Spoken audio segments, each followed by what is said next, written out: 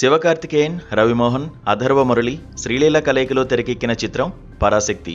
ఆకాశమే హద్దురా వంటి మెమరబుల్ చిత్రం తర్వాత సుధా కొంగర ఈ సినిమాకు దర్శకత్వం వహించారు.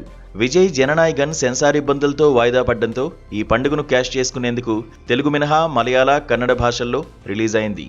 అయితే ఇప్పుడు ఈ సినిమా భాషా వివాదంలో చిక్కుకుంది. సోషల్ మీడియాలో నెటిజన్లు ఈ మూవీపై తెగ మండిపడుతున్నారు.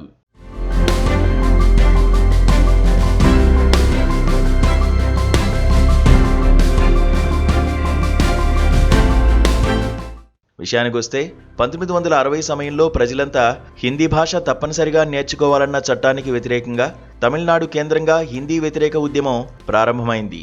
ఈ నేపథ్యంతో పరాశక్తి తెరకెక్కింది.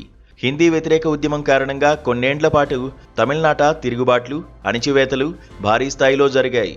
అంతేకాదు అక్కడ నివసిస్తున్న తెలుగువారిని సైతం తక్కువగా చూడడమే కాకుండా గొల్టీ అనే పేరుతో ఎగతాళి చేస్తూ అవమానించేవారు. కాలక్రమంలో హిందీ వ్యతిరేక ఉద్యమం చల్లబడ్డంతో పాటు గొల్టీ పదం కూడా కనుమరుగైంది.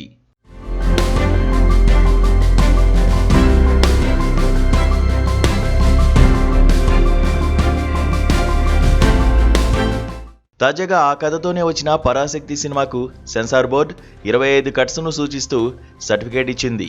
అందులో 17వ నెంబర్లో నాడు తెలుగువారిని అవమానిస్తూ సంబోధించిన గొల్టీ పదం ఉండడంతో దాన్ని మ్యూట్ చేయాలని సెన్సార్ బోర్డు తెలిపింది. దాంతో దర్శక నిర్మాతలు ఆ పదాన్ని తమిళంలో మ్యూట్ చేయగా తెలుగులో మాత్రం జై తెలుగు అని మార్చినట్లు తెలుస్తోంది.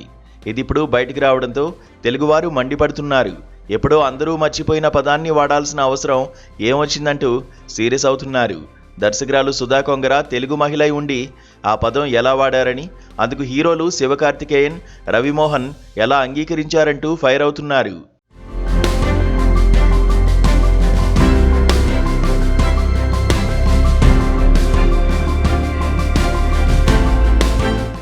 తెలుగు సినిమాల రిలీజుల విషయంలో తమిళనాట సరైన ప్రాధాన్యత లభించడం లేదని ఇప్పటికే తీవ్రమైన విమర్శలు ఉన్న సంగతి తెలిసిందే.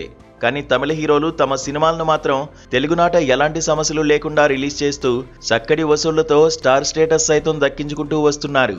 అది కాకుండా ఇప్పుడు తెలుగు వారిపై ఇలా అక్కసి వెళ్ళగక్కుతారా అంటూ నెటిజన్లు ఆగ్రహం వ్యక్తం చేస్తున్నారు. అవాయిడ్, బాయ్కాట్ పరాశక్తి అంటూ ట్రెండింగ్ కూడా చేస్తున్నారు. తెలుగు రిలీజ్ సమయానికి ఈ అంశంపై స్పందన వచ్చే అవకాశం ఉంది. మరి ఈ విషయమై సినిమాకు దర్శకత్వం వహించిన సుధా కొంగర, నటించిన హీరోలు శివకార్తికేయన్, జయం రవి ఎలా స్పందిస్తారో చూడాలి.